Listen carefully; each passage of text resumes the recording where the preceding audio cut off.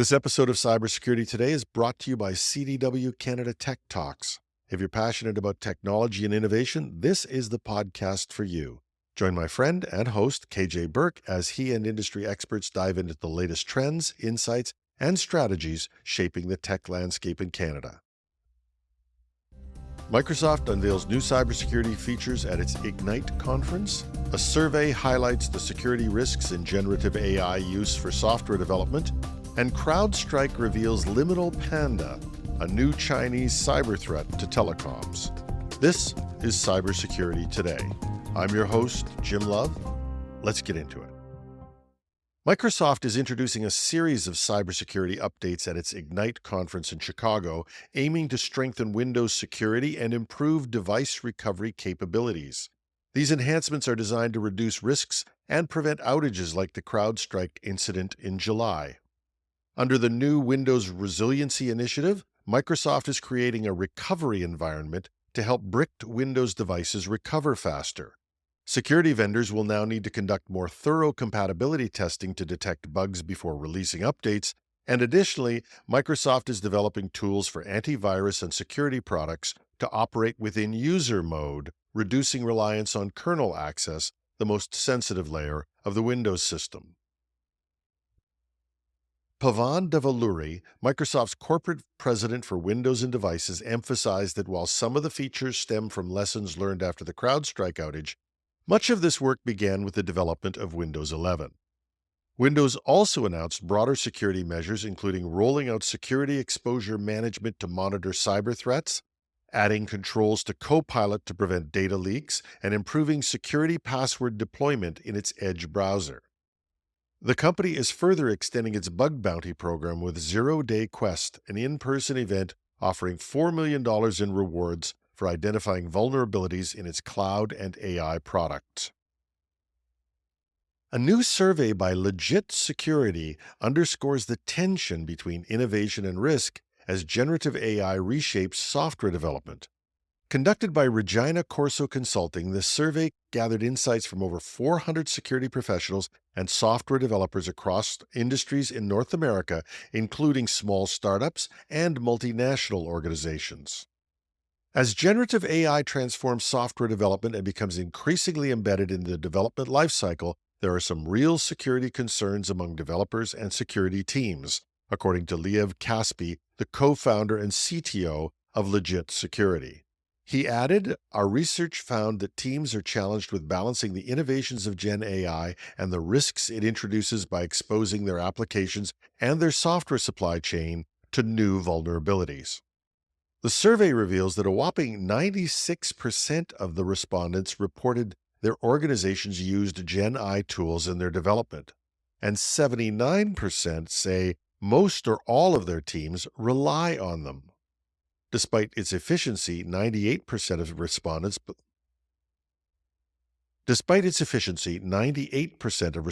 believe security teams need better visibility and control over how Gen AI is used. Concerns include the risk of malicious or unknown code introduced through AI-powered code assistance, with 84% of security professionals identifying this as a significant issue. A relatively small number of developers, only 8%, think that AI will reduce their problem-solving ability, although 98% predict a greater reliance on AI in the coming years. LegitSecurity highlights the need for organizations to improve oversight and foster collaboration between development and security teams to safely integrate Gen AI into their processes.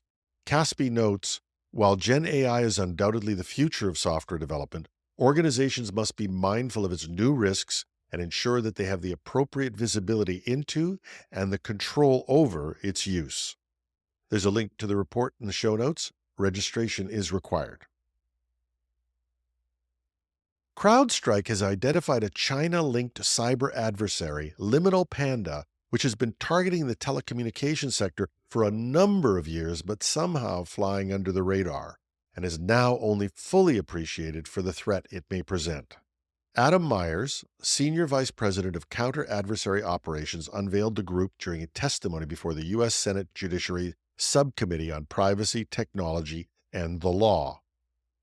Active since at least 2020, Liminal Panda uses custom tools to exploit telecom networks, including protocols like the Global System for Mobile Communications to steal subscriber data and enable command and control. The group also leverages compromised telecom servers to infiltrate other providers across regions, demonstrating advanced knowledge of industry interconnectivity. According to Myers, their activities align closely with intelligence collection objectives, posing a significant risk to telecoms globally. CrowdStrike's research indicates Liminal Panda targets infrastructure linked to China's Belt and Road Initiative, a way to connect with the European and North American telecom providers. Liminal Panda employs tools and infrastructure often associated with other China-based groups.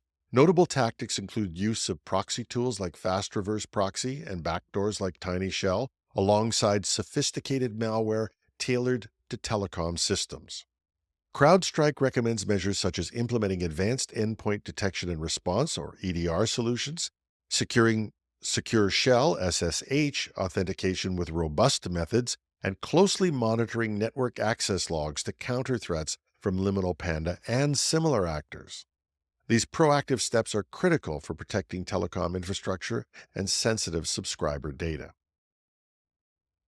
And finally, a new report from the Environmental Protection Agency's Office of Inspector General reveals significant cybersecurity vulnerabilities in the United States drinking water systems. The findings highlight weaknesses that could jeopardize the safety of water supplies for over 100 million Americans. The report assessed 1,062 drinking water systems and found that nearly 30%, or 308 systems, have notable cybersecurity shortcomings. Among them, 97 systems serving 26.6 million people were classified as having critical or high-risk issues. Additionally, 211 systems were found with medium or low-risk vulnerabilities, including exposed digital portals potentially exploitable by attackers.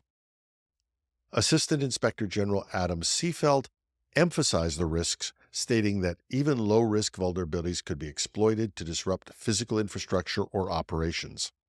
Alarmingly, the study only included systems serving populations of 50,000 or more, leaving smaller systems unassessed. And the report also criticized the EPA for lacking its own incident reporting system and relying on the Department of Homeland Security to identify cybersecurity issues.